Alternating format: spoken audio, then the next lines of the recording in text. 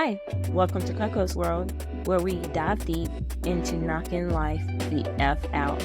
I'm your host, Carlisha Stokes.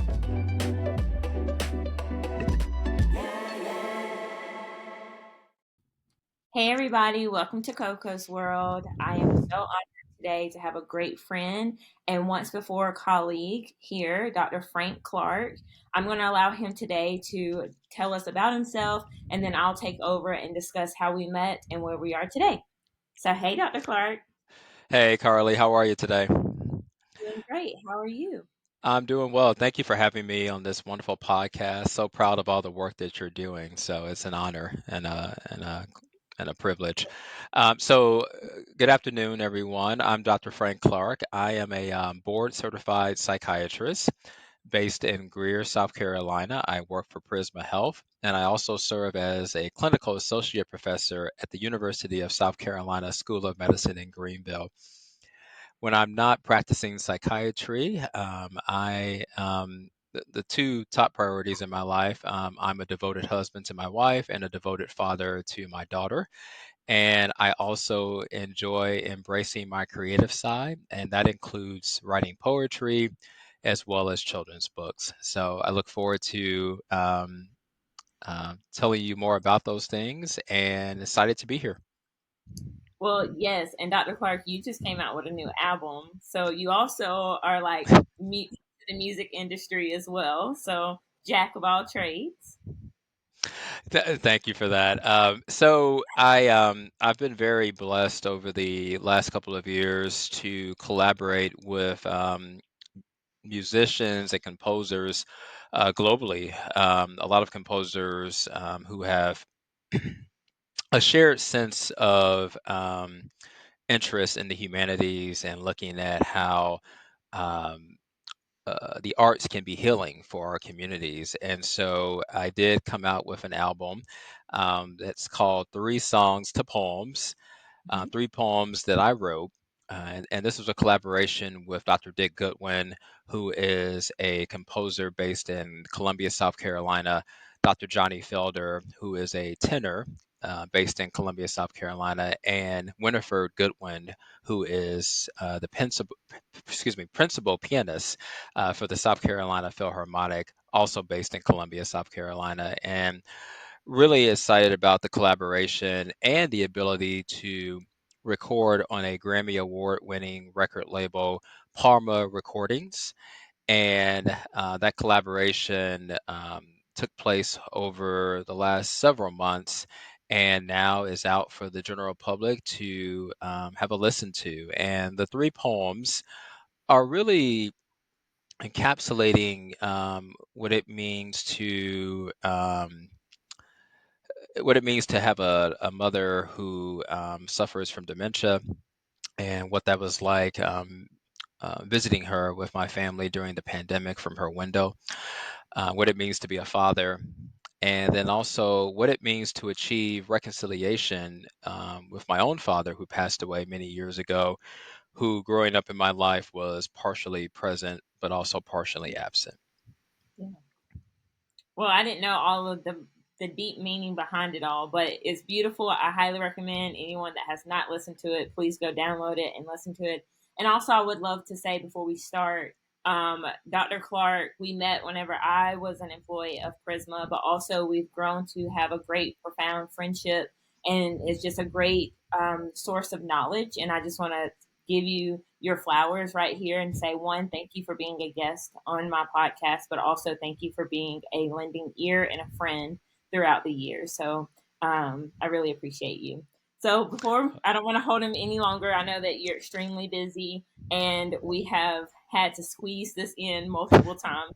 So happy that today we could officially knock it out. I know that you have shared a little bit of, your background, who you are, but where are you from? Are you from South Carolina? What brought you to South Carolina? Thank you for that question. So I am not originally from South Carolina, although South Carolina might as well be my second home now. I am originally from Chicago, Illinois. I was born and raised on the south side of Chicago, and I did a lot of my educational attainment was in Illinois. So that included my college. So I graduated from Monmouth College in Monmouth, Illinois, it's a small liberal arts school, and then went on to pursue my medical doctorate at the Northwestern University Feinberg School of Medicine. So after medical school, we have match day, and everybody gets to find out where they're going to be going for their residency. And so I decided to pursue a residency in psychiatry. And when I was on the interview trail, excuse me, I interviewed at the what is now Prisma Health in the Midlands, used to be Palmetto Richland Hospital, affiliated with University of South Carolina in Colombia, and really fell in love with that program when I interviewed. And it just so happens on match day that it was divine, very providential that I landed in the South. I will be honest, being a city kid, especially a black man coming from Chicago, Illinois, going to the South, I was a little bit nervous at first. I got to put that out there, but no, it's South Carolina has. What'd you say? We've taken great care of you. You have, you have. No, I love South Carolina. It was just, it was just a cultural shock, right? When you're from the Midwest, and I think, it doesn't help because you hear different things about the South and not ever visiting South Carolina. Although my father is from Vicksburg, Mississippi, so I do have Southern roots. Just hadn't been to South Carolina, but no, South Carolina has welcomed me with open arms.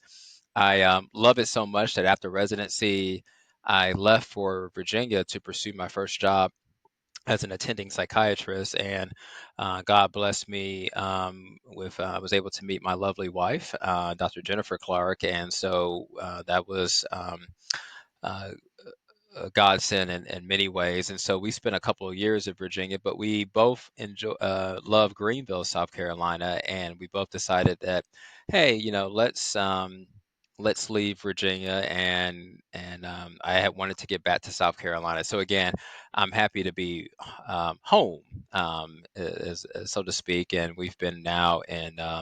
Simpsonville, right outside of Greenville, for 7 years now, and have laid down roots and enjoying every moment of it. That's so beautiful. So, growing up in Illinois, Chicago at that, and on the South Side, if you don't mind me asking, how was your childhood?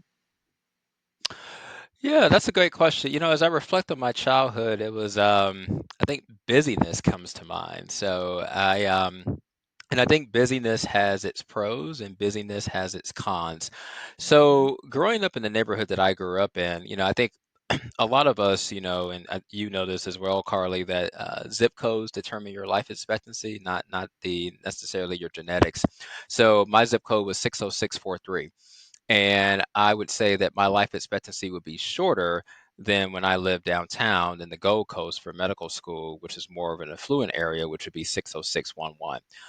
With that being said, I grew up in a home where I would say that middle class. My mother is a retired Chicago public school teacher. My father was a minister, and so even though he was partially present, partially absent, I did gain a lot of insights from him growing up, and having that intersectionality between education and faith really helped shape me in a lot of ways.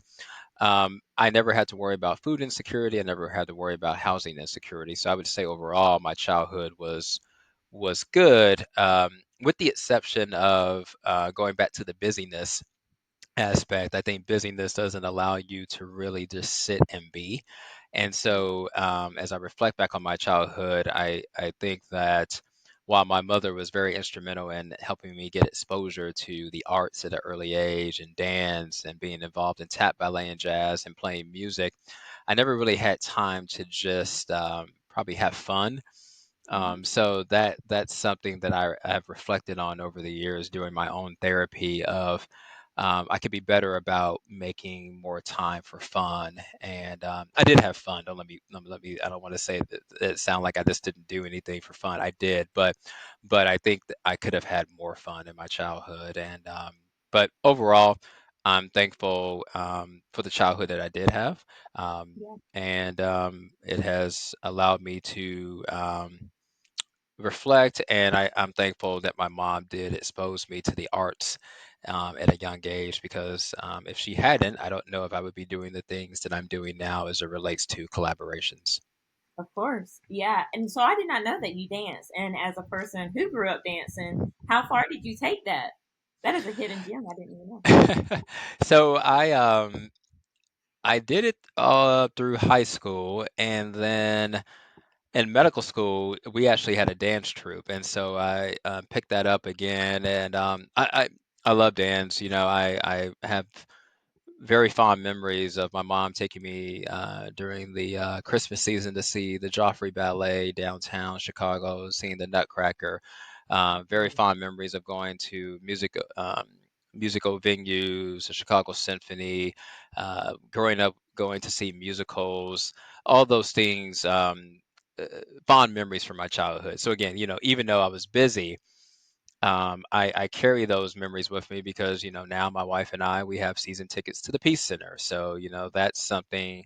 I love Broadway, and that's something that we're hoping to expose our daughter to as well. But yeah, dance is the arts have been a part of my life for a long time. I think it's just part of my DNA, and something that I want to pass along to the future generations because I think it's important. All of us are creative, but I think we just need to embrace that creativity. Tap into that. Yeah, I was talking to a few friends this past weekend about they are boy moms, and Mhm. you know their fathers of their children do not want their sons to be a part of dance, and I was telling them that dancing and the art of it does not mean that you're tapping into a unhealthy feminine side. Like there are people that are dancers and that are creators in the art industry that have no desire of being a woman or having any feminine traits. This is kind of off strip, but I would love to, from a male figure who is married to a woman and has a very heteronormative lifestyle. Do you mind speaking on that, please? Being that you are a minority as well. Yeah, I appreciate that question, and I appreciate your transparency. I think we have to really take a step back and think about the blind spots we have and the biases that we have when it comes to male dancers, right? And whether it be, I think if you see a male who is a tap dancer, let's go back to Gregory Hines and Sammy Davis Jr. and Savion Glover, some of the greats, right? Some of the legends, the goats. Nobody really bats an eye about that. Yeah. But when it comes to ballet, right, there's this automatic like, oh well, is my son going to want to transition? And if that's the case, then so be it, right? If or I remember getting made fun of too. People they can make some use some pejorative language that can be very unsettling for people. There's nothing wrong with boys wanting to dance. Boys can dance and still be masculine. I don't, as a male, I don't think that my masculinity has dwindled or been destroyed because I participated in jazz and ballet and tap. Now, I will tell you that. Um, it does pay off. So males out there who are interested in dance, a woman loves when you can dance. Yes. Okay, Yes. I'm gonna say it again. A woman loves a man that can dance. So it may have not worked out for me when I was growing up, but as I got older, I used to. So I'll tell you a funny story right quick. So I used to work at a club when I was Okay. in medical school, and I was going through a rough time and needed something to just kind of help financially, but also something that would give me a little bit of purpose. And so I was a party starter. And before I that, cannot see I this would just out of you. Oh, yeah, I was a party starter. So I would go to the club on the weekend on Saturday, and I would just like to dance, right? I just like to mingle, right? And so the owner at the time was like, "Hey, would you want to get paid for doing this? You're good at it." So I would why get not? paid every Saturday. Excuse me. And my job was to get women on the dance floor and get the party started. Okay, so I share that story with. I'm not saying that you should just start going being a party starter if that's your goal, but but it was fun for me. And it was fun for me to get back to my roots as well of just dancing. Dancing is a form of art. It's a form of a love language in my mind. And it can move mountains when we are dancing with someone. There can be a conversation going on that doesn't involve any words. So for all the males out there that are wanting to pursue dance, I say go for it. And I would say to the fathers out there who may have some trepidation about their sons going into the dance scene, I I would really step back and say, where is that coming from? Let's examine the roots of that. And again, yeah, as a black man, I know in our community that's something where it's like, well, you're not you're not a man. They use some other words. And again, I think we have to get away from that. I think we have to go back and say, okay, this is a new generation, and that it's okay if my son is in dance. And I think that not only do we need men to be standing up for young boys who want to dance, we also need women standing up for young boys who want to dance because it takes more than just men. And, you know, real men wear pink. I have a pink shirt. I don't worry about my masculinity. So if men can wear a pink shirt, why can't we dance? Yep. Yep. Well, thank you for sharing that, and thank you for that insight. So, growing up, would you have said that you always knew you wanted to be a physician and also a psychiatrist at that? So definitely didn't think that I was going to be a psychiatrist when I grew up. I think that if you were to ask friends and family what they saw me, what my career trajectory was going to be, they'd probably say in the arts, because that's what people knew me as. Now, I guess, I mean, I was a studious person and very industrious in school, but I fell in love with science at an early age. Going back to my mom, I'm going to give her flowers. She was really instrumental in exposing me to, I would call them pipeline programs. Okay, Yeah. so these pathway programs to, especially um, when I think about it growing up, I never saw a black doctor until I was in high school. Never had exposure to any black physicians until I was in high school, and that was through a program at Northwestern for minority students to get them early exposure to medicine. When I think about my college experience, I don't think I had a black professor. Right. So, and the reason I'm telling this story is because, you know, in order to you want to have visibility, right? You want to be able to see people that look like you, and so I think having those experiences, along with my passion and fascination with science and the human body, I thought I might be a chemist. I thought I might be a pharmacist. I didn't make the decision about going to pursue a career in medical school, and probably until I was 15. That probably had to also do with my father, whose health declined in front of my eyes over the years. He had Parkinson's disease and high blood pressure, high cholesterol, that you name it. And when I think back about my path and my intrinsic motivation to pursue medicine, there was the humanity side for me, but then it was also personal, at home, right, and in front in my own living room of seeing a family member whose life expectancy was cut short. And you and I both know this, that as a black male, I have the shortest life expectancy, Yeah. compared to um, my white counterparts and compared to black women. And then we have to look at you know why that is, and there's a lot of reasons to explore that. So psychiatry, fell in love with that in medical school during Yeah. my third year rotations, where you get to I kind of consider it like a buffet. So third year of medical school is like a buffet. You get a little bit of you get to wet your palate with a little bit of psychiatry and pediatrics and internal medicine and family medicine and surgery. And psychiatry was my first rotation, and I just fell in love with the intersection between the mind, body, and spirit. And I thought I was going to be a pediatrician, Carly. Changed my mind, and I haven't looked back since.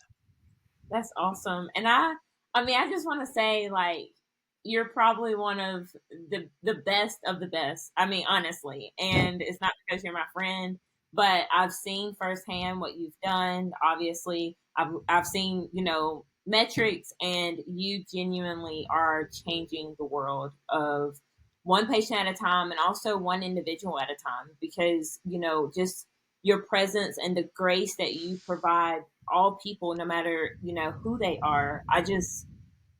You're a blessing on earth, Dr. Clark. I just want you to know that. So Oh, during you're gonna make me cry over here, Carly. Thank you for that. That's Well, I I'm really being appreciate that. honest. And, honestly, like, we all know that psychiatry has evolved, mental health, has evolved over time. Where, as a person who has a sister that is mentally ill, I remember when she was just starting, to show signs, and my mom was like, "We don't talk about that. You keep it silent, you keep it hush hush." And now, 18 years, because her daughter is 18 now. 18 years has evolved, and now we have the NAMI walks, and we have people that talk about it, and we have companies that provide mental health days. And so, with your profession and your experience, how can you speak on that? How has it evolved for you? Well, I think that, and again, I appreciate and I know your family member's story, and I appreciate you being vulnerable and sharing that because that's how we move the needle. Yeah. And in the sense of vulnerability, since we're on that, and I think I've shared this with you. Maybe you don't know, but for our audience, I've gone through my own depression, and I share that with people because I think we have to stop, especially in our communities, in the Black community especially. We've got to dissolve the stigma. There's stigma on a global scale, but then we know in certain communities that stigma reaches a peak where I think can be very detrimental and deleterious to our health and well-being as just a community. So Yes. for me, when I think about psychiatry evolving, the word that comes to my mind is belonging. We Oh, all I want love to that. belong. Okay, we all want to belong. Whether you have cancer or diabetes or depression or schizophrenia, anxiety, a substance use disorder, everybody just wants to belong, right? If you think about, this is how gangs are formed, right? Gangs are formed because people don't have a sense of belonging. They want to Mhm. feel included, right? Oftentimes, we know that individuals with mental health disorders, substance use disorders, are feeling excluded. They are Mhm. feeling excommunicated, ostracized, and they are, there's so many names that we will use to describe the population. Our homeless population is a good example of that. The majority of our excuse me, individuals that are experiencing homelessness have a mental health condition, Yes. but we stigmatize people because, like, well, that's not our problem. Well, actually it is our problem, because Mhm. I think if I were to survey our audience members and ask who knows somebody with depression, everybody would raise their hand. Yep. Okay, so how do we evolve in psychiatry? We talk about it, right? Doesn't need to, well, we never talked about Auntie because, Auntie was kind of crazy. And no, Auntie was just dealing with something. She was dealing with Yep. psychological distress that was probably affecting her blood sugars, and that's why her diabetes wasn't getting better. Right? Yep. We like to separate here the head from the toe. We don't want to, we weren't created, detached. We were created, right, with the whole body, head to toe, right? Mhm. So why are we separating physical health from mental health? Health is health. Yep. Okay, if your heart's not doing well, you're going to get depressed. If your lungs Yep. are not functioning where you can't breathe, you're going to get depressed and you're going to get anxious. Okay, Yeah. if you've had any type of um, trauma, and I'm not just talking about sexual trauma, physical trauma, or emotional trauma, trauma related to a hospitalization where a surgery happened and there was, unfortunately, a bad outcome, that's going to affect the mind. So Mhm. I like to talk about the connection, right, between the mind, body, and spirit, and I like to talk about belonging. And one of the things I think we can do to foster that is bring mental health to the communities. We can't just stay in the offices and the hospitals and the ERs thinking like this is going to help. That does help, but we got to spread the gospel. Sorry, I'm the son of a preacher man, as you know. So we got to spread the gospel. Go ahead, preach. We got to spread the gospel by going to communities and figuring out what is it that they need to thrive. What do they know about mental health? What have they been told? What is true? What is false? And that's where education comes in. And when we do that, that's how you foster trust. And then I think that's how we can foster more belonging. So do you feel that I'm gonna I think I know your answer, but I'm gonna go ahead and just ask for the audience. Do you feel that the proper education is being provided, not just from our region, but from a global standpoint? I Yes, I do. I do think it is being provided. I So I think about mental health first aid. That's in schools and we have oh God, I am blanking on her name. Robin Ellison. I'm going Yes. to give her a shout out. Robin Ellison. You talk about someone who stands firm in her beliefs and Mhm. wants to raise awareness for mental health and dispel that stigma. Robin Ellison, everybody should know her name, Yes. not just in South Carolina, just across the nation for what she is doing and trying to prepare organizations and schools and other venues to say, look, mental health is real, mental illness is real, and we need to make sure that we have the tools to equip everyone to get that education. So I do think it's happening because of people like Robin Ellison, but we can't clone Robin Ellison. So we need No. more people in addition to you and Robin and so many others that are fighting the good fight. Um, I think COVID illuminated things that we already knew. We already Yeah. knew that we had a mental health epidemic. And I would still say we have a mental health epidemic that was exacerbated by a virus that did not care about your political affiliation. It didn't Nope. care about your socioeconomic status. It didn't care Nope. about your faith or non faith. It didn't care about your sexual orientation, your gender identity. It didn't care about any of that. But it was a virus that was virulent to the point where we lost a lot of people. And even if we didn't lose people, we have seen the impact that the in post-pandemic what it's had on our children. Okay. Increase in suicide rates, increase in anxiety and depression. And a lot of times, people thought like the elderly or older age individuals were going to be affected by it the most. It's not that they weren't, but we got to think about with age comes wisdom. And our older individuals were more probably resilient than our young individuals who are still hurting. So I do think that we are educating people, but I think we could be doing more. And I think, like, I'm happy, Prisma. I think Prisma does a great job of with our department of psychiatry and going into the communities. We do podcasts, we do tapings. I'm sure you've seen them online. We're doing everything we can, my colleagues and I, to shed some light to be Mhm. beacons of hope. But I think it has to also occur in schools. I think it has to occur in YMCA's. We got to get creative, right? Yeah. Everybody,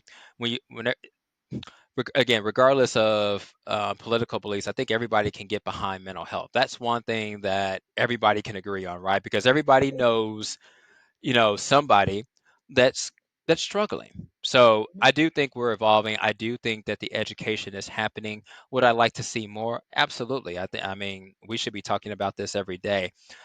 The last thing I'll say, and sorry for my long-winded answer, but I think in homes it might be missing. Now, I don't Mhm. have any necessarily data to support that, but I would be willing to bet that not every home is having a conversation at the dinner table about this. And I think that is unfortunate because we have a lot of people living in homes right now that are not feeling like they belong, because they have autism or they have depression or they have anxiety. And I think that what better place to start than, hey, this is a safe space. We talk about psychological safety. Psychological safety shouldn't just happen inside the hospital and on outpatient clinics. It needs to happen at home. And I think if we can have psychological safety at home, that's going to move mountains. Yeah, I definitely agree. And just to piggyback on that, two things. Robin Ellison, she helped me with my dissertation for grad school. Absolutely adore her. So yes, she deserves her flowers because she's moving mountains by herself, honestly, and we need more of her, or more people like her, not more of her because she's doing enough. And then two, the bringing, you know, the issue home. One thing that I realized after doing my own therapy is having check-ins with my family of saying, hey, our home is our safe haven. So whatever we talk about here, as long as, is within safety reasons, we can talk about it with an open door, open policy, no judgment. And it has helped so much. And, a lot of my daughter, Khalees, a lot of her friends, parents will say, how do you get her to open up so much? And I'm like, well, first it comes with trust. And there's so much lack of trust in the real world that I feel like the teenage age group, they don't know who to trust or what to trust.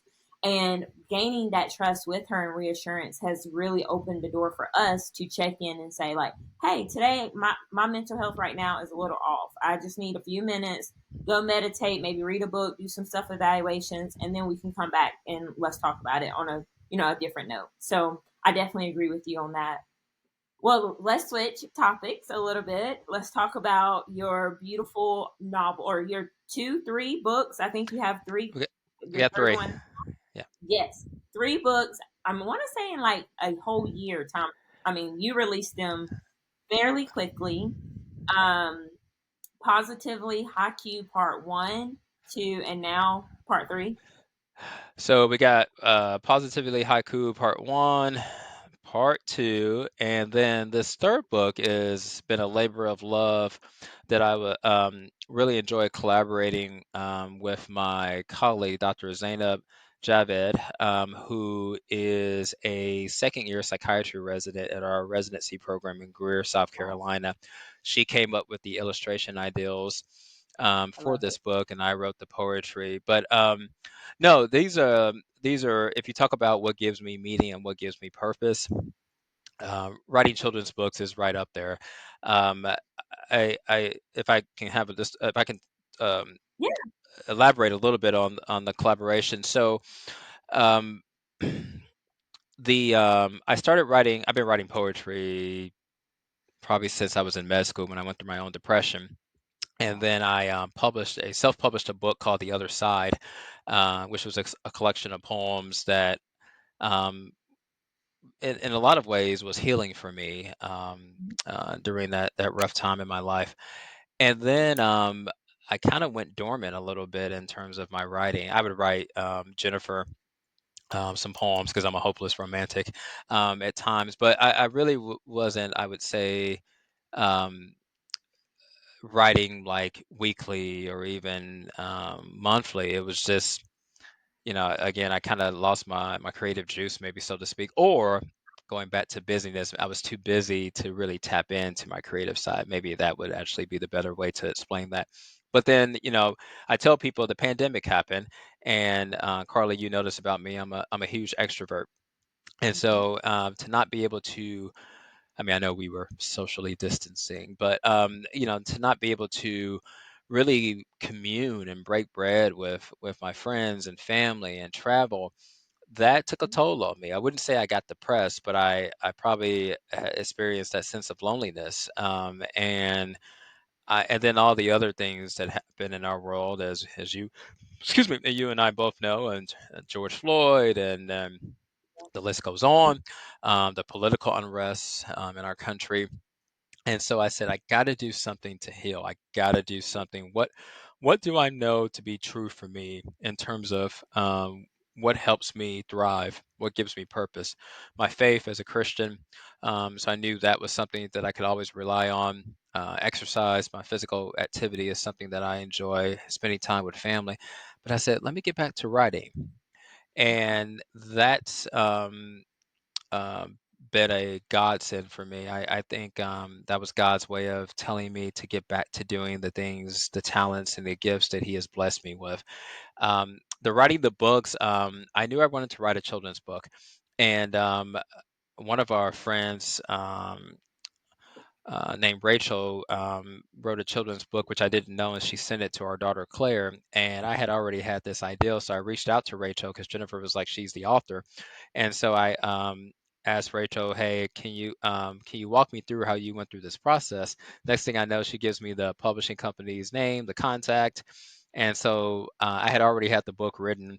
I sent it to Daniel Brantley, who he and his wife run Argyle Fox Publishing Company. It's a family-owned business in Tennessee, and a shout out to Daniel because he's just been. I appreciate him having faith in me and um, being able to, being willing to publish my books. And yeah, he gave me a contract that day, and so was through that I was able to collaborate with Daria Ponomarico, who is the illustrator. She's phenomenal. She is from Ukraine and she's based in Poland. So this was a international collaboration. And then lastly, going back to my music days, I wanted the book to be unique. And over the last year or two, I think I found her on LinkedIn or Instagram. I'm a go-getter, so I like to be proactive. I discovered a award-winning composer by the name of Nan Avant, who is based out in Seattle. And if you haven't checked out her music, I definitely think you should. She's phenomenal. And so we started talking and did some collaborations. And then one day in my office, I said, this would be cool if the books had music. And so I texted Nan, and she said, "Oh, I love this idea." So we have a QR code that's found in each book. You scan the QR code, it takes you to Nan's website, and you can play. It's like a 2 minute, two to 2.5 minute piece that she's composed for each book. And we have a fourth one. I have a fourth one coming out in probably November slash December. It'll be right in time for Christmas. So. Wow. Literally 4 books in a year, 12 months practically. That is awesome. And so, where can people purchase the books? Good question. So you can purchase the books on at Amazon. You can also, I've got to upload the links for for our third book, but you can go to drfrankclark.com, not doctor spelled out, but drfrankclark.com. That's my website. But you just go on Amazon, and if you type in Positively Haiku Part 1 and Part 2, they'll show up. And also, Power to Act is also on there. Now, if you want to support local businesses, I think Bookshop they're on that website as well, because I know sometimes people want to support locals, which I'm all in favor of as well. You can also get them on Walmart's website and Barnes and Noble's website as well. That is awesome. Yes, my so Shelby's niece and nephew, that was their gift because they're a family of full on reading, which I love because I love reading myself. The next question, or so that's what we gifted them. The next question I have regarding the book, would you say that I know that you always wanted to have a children's book, but do you feel that mental health starts, the practice of it or the awareness of it starts as a child? I think so. So, you know, the first two books are affirmations. I believe in positive affirmations because kids need exposure, early exposure to positive affirmations, and I felt the best way I could do that was combine my love with using haiku poetry, which just to review haiku poetry, it's 3 lines, Mhm. 17 syllables, 5 syllables for the first line, 7 for the second, and 5 for the third. Now, as you practice haiku, it doesn't necessarily have to be 17 syllables, but I think when you're teaching kids to start off with, the 575 works. So I figured, okay, they can recite 3 lines, right? 3 lines are easy to remember. But I do think starting at home and reading can get people in touch with their health. I Yes. actually, when I wrote these books, especially the first one, what I was doing was channeling my inner child.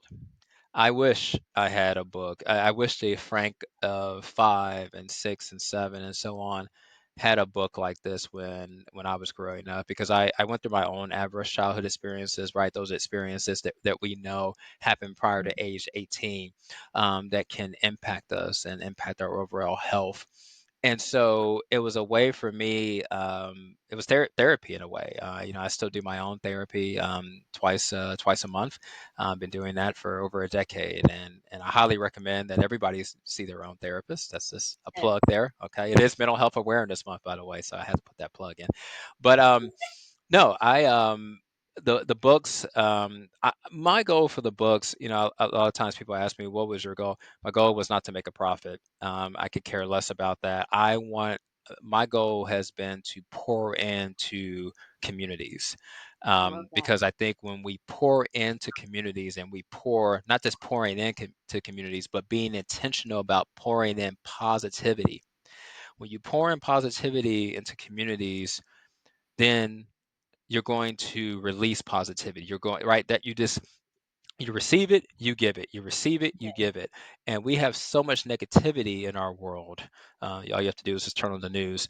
All right, Hmm. kids need, in my mind, kids need positive affirmations. They need books that are talking about positivity and mental health. And I feel like and these books do that. And so I'm going to keep doing it. I'll probably be done for a while after this fourth book and take a little bit of a break. I'm still writing, but no, that's the goal. Well, I'm really proud of you and thank you for what you're pouring into the world. Because I agree, affirmations is something that I believe in every single day. And I think also you have to be the change you want to see, you also have to practice that within yourself as well. So thank you for that. So, with our last few questions we have, the first one I have is, what are a few mental health techniques you would say to practice improving one's mental health?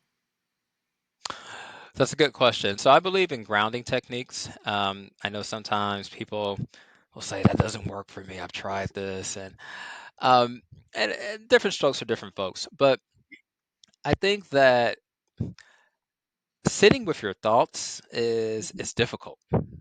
But I think it's something that we need to do. So one of the things I encourage people, deep breathing can be helpful. Meditation can be helpful. But try something that works for you. So I like the five senses exercise. Name a couple things you can see, what you can touch, what you can smell, because it Yes. brings you down. It centers you. Try one of the mental health tips I also recommend. Try writing. Okay. Doesn't have to be, I think a lot of times people say, well, I'm not Langston Hughes and I'm not Maya Angelou and I'm not Walt Whitman. Well, of course not. Neither am I. Yeah. You don't have to be, but you can take a pen to paper and write. So we have a lot of chatter in our brain. Some of that's good chatter and some of that's negative chatter. And so I find that for me, poetry is my antidepressant. Exercise is my antidepressant. So um, notice I didn't say medications, and I'm not opposed to medications. I do prescribe medications, but I think we have to go beyond medications. So Yes. take a walk outside and give yourself exposure to green spaces. We know that exposure to nature can be healing for the mind and body. It will help decrease the muscle tension that you're experiencing. It will help lower your blood pressure. It will help lower your heart rate. That's all data that has been, it's the research is there and it shows that. So take a walk in nature is a mental health tip that I recommend. I recommend doing a creative writing exercise for yourself. I recommend just sitting and not judging your thoughts. And if you are having those thoughts, examine it. what is, what is the root of that? I also recommend, the grounding, the five senses exercise. There's also deep muscle or progressive muscle relaxation techniques. What is it Mhm. like when your muscles are tense? What is it like when your muscles are relaxed?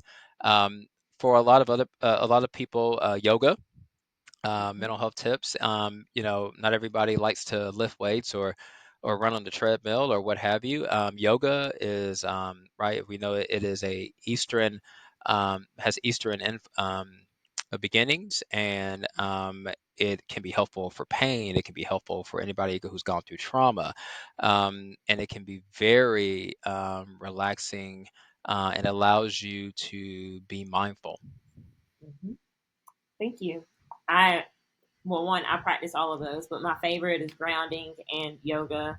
And I journal. And I was watching this podcast, and the lady was sharing that she always says, "Love, what would you like for me to know?"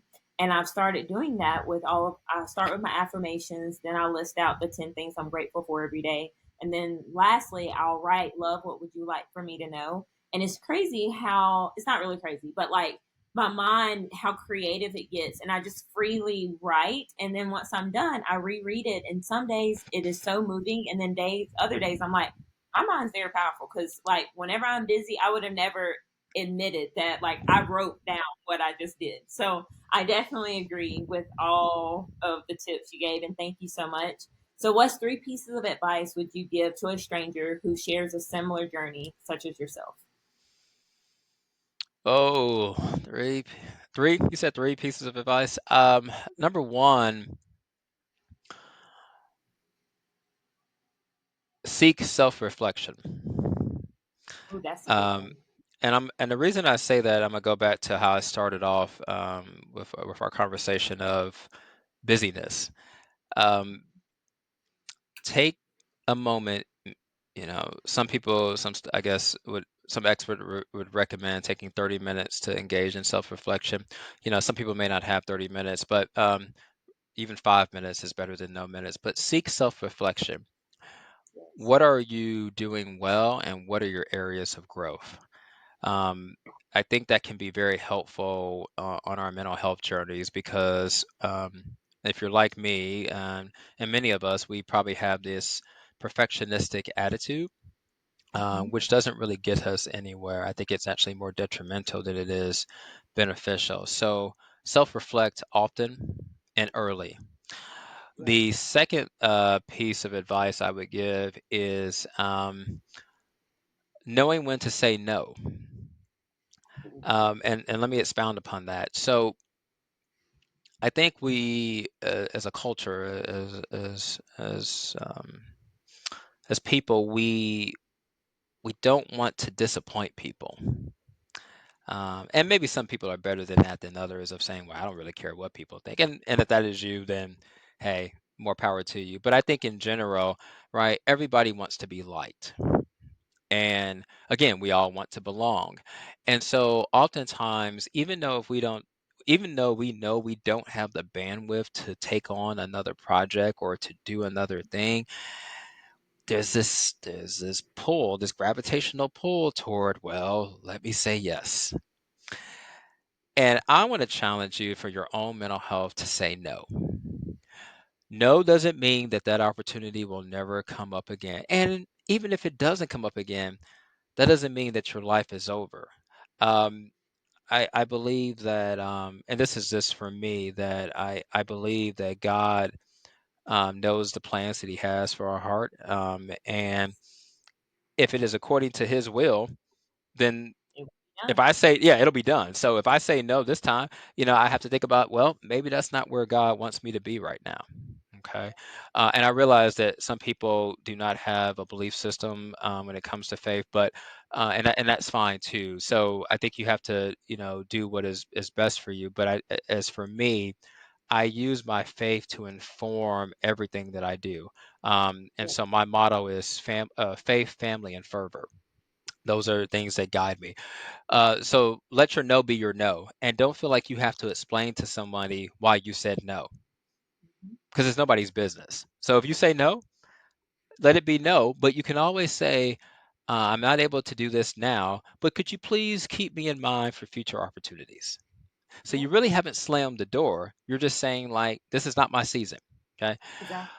The last thing I would say for a mental health advice is, and this maybe will sound pretty um, juvenile or academic, but I still think it's true.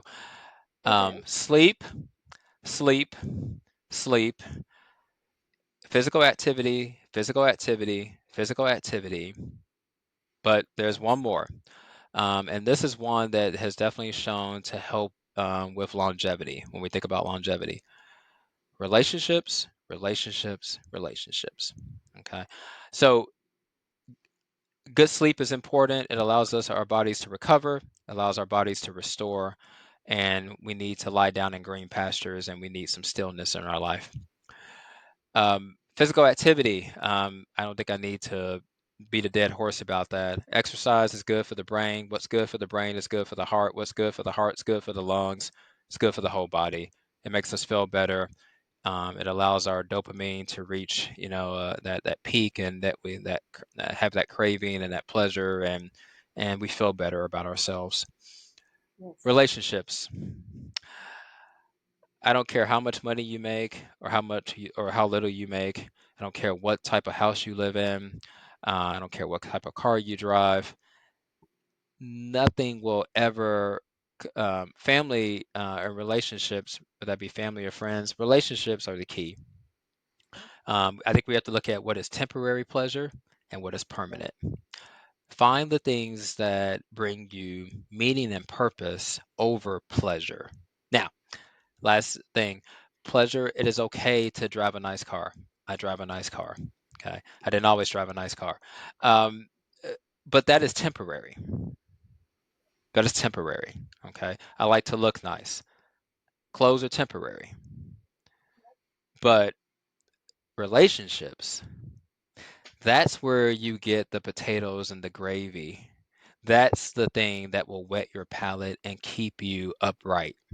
So I want to encourage everybody, um, cultivate the relationships, because at the end of the day, it's all about love. And when you have love, when you love people and they love you, that's better than any type of Rolex or any apparel or anything else you could even want or desire. Yep. Oh my goodness. I have chills right now actually because my slogan is love conquers all. And I definitely believe that, at the end of the day, that's what God wants people to be and to do is love one another and take each other at a spiritual value. Like what you bring to the table, that's all. It shouldn't matter what designer brand you're wearing or what kind of car you're driving, like you're saying, and also value the relationships that pour into you because often there are relationships that just want to drain you and you're not getting poured back into. So value those relationships that pour back. And with that, Dr. Clark, you've been a I know I've said this throughout the whole podcast, but honestly, from day one of meeting you till many years later, you've been a source of just constant watering my flowers. And I hope that the friendship has been very mutual because I know that we don't see each other as often, but we check in periodically. And I see all of your success and I support all of the things that you bring and just your calls. And I really want you to know how grateful I am and honored to have you a part of Kokos World season one, and the many seasons to come. I look forward to having you back as another guest, and also to hear all of the new books and poetry and new songs, anything that life is going to bring you. But you're a well gifted individual, my friend, and I'm just beyond thankful for you.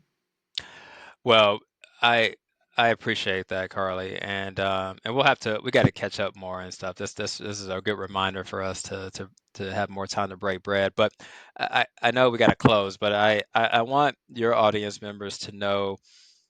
So I know you won't toot your own horn, which I love that about you, and that speaks to your humility. So I'm gonna do it for you. Um, Oh, So Okay. yeah, I mean, this the path that you have taken, and and having that being bold and courageous, and coming up with this podcast, right? And just building it from the ground up, and all that you're doing to pour into women's lives. I see what you're doing on social media, and you're dancing, and body positivity, and really just influencing young women, young girls, that they too can be what the what you have become. And so I want to give you your flowers, because you are moving mountains in your communities. I see it, I feel it. Um, I'm I'm very proud of you for just being who you are, a child of God who has been blessed with so many gifts. And there's a verse, I think it's in Proverbs, that iron sharpens iron. And so, we need each other and others. We need to be surrounded by those clouds of witnesses as we sharpen one another, because when I'm doing well, then everybody wins. When you're doing well, everybody prospers, and that's where the community engagement has to come in. This shouldn't be about somebody's going up the ladder and somebody feels like they're going down. We need to be supporting one another. So I just wanted to give you a shout out, and it's an honor to be here today, to talk with you, and I just appreciate you. Well, thank you so much. And yes, our time is up, but we will catch up here soon. And also, guys, I just want each and every one of you to know that I hope you enjoyed this podcast. Please be sure to take the link in the bio to get one of the books or all three of the books. And also, remember, you're loved. Have a great day.